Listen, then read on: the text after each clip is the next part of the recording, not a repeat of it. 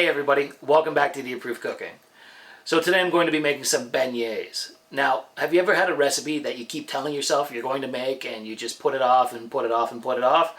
Well, beignets is that recipe for me. I think almost every weekend since I've started this channel, I've told Meg this is finally the weekend that I'm going to make some beignets, and I never have. But today is finally the day. I finally decided to make some beignets. So check out the video. I think you'll really like them, and let's get into it.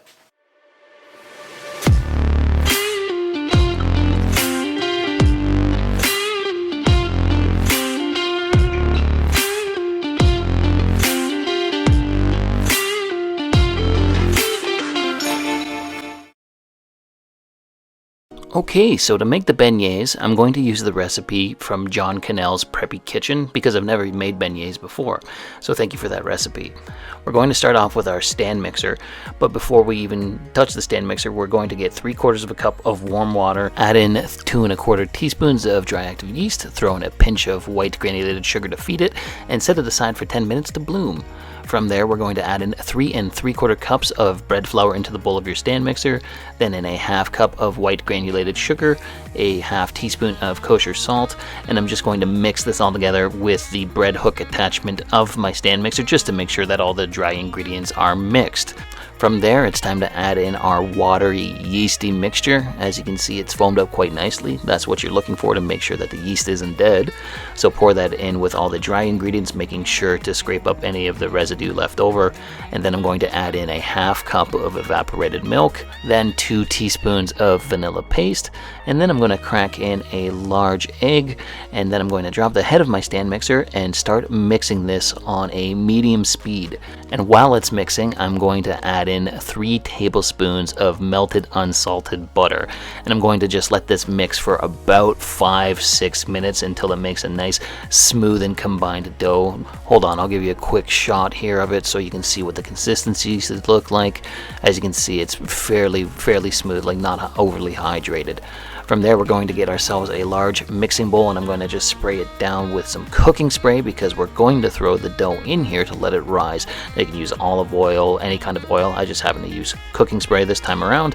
And then we're going to grab our dough out of the stand mixer bowl and just form it into a ball in your hand. So just knead it in your hands and form it into a nice ball. Drop it into the bowl, just give it a quick swirl around to make sure it's covered in the cooking spray or oil, and then we're going to cover this with plastic wrap and stick it in a warm, dry spot to rise. It should double in size, generally takes about 2 hours.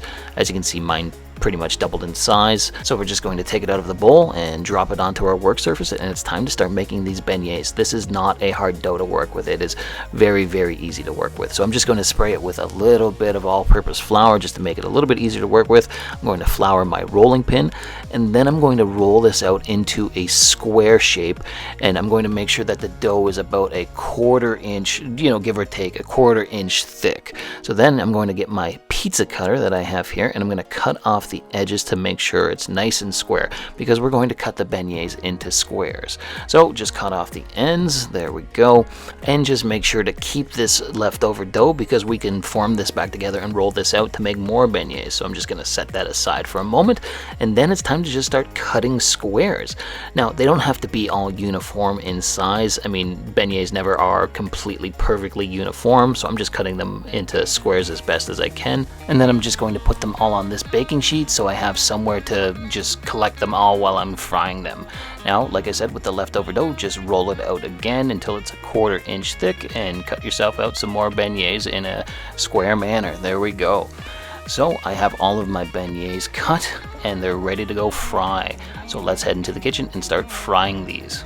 Okay, so to fry these, I'm going to use a cast iron pan because we really only need to shallow fry these.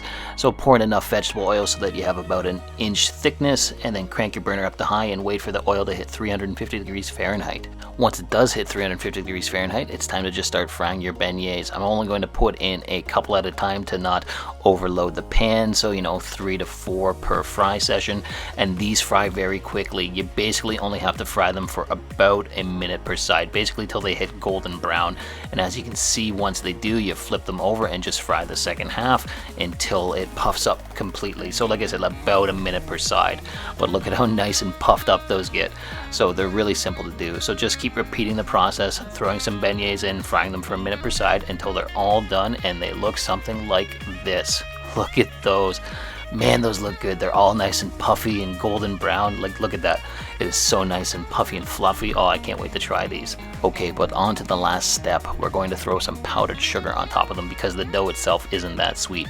So I'm using about a half cup of powdered sugar, and I'm just going to generously cover all of the beignets in powdered sugar. Just completely cover them. You want them to be nice and snowy looking.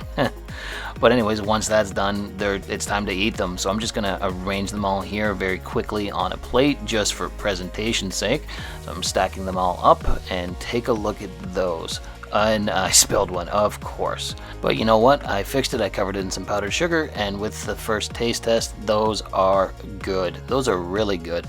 They kind of taste like a fritter without, like any filling in them. But, they're quite pillowy. They're denser than I was expecting, but they're crispy on the outside and really, really soft on the inside. They're still a little bit dense. I'm not sure if they're supposed to be, like, really airy on the inside. Mine didn't turn out airy, but they were really good. They tasted like I said, like fritters, but they were really nice. They were really a really simple recipe, and I really enjoyed making them because of how simple they were, and just they were really tasty at the end of the day too. So I quite liked them. You should give them a try at home. I think you would really like them yourself. But anyways, that is the end of the episode. Like always, if you like what you saw here, why don't you drop me a comment, like the video, or even subscribe to the channel. Thanks again for watching Idiot Proof Cooking. We'll see you again soon.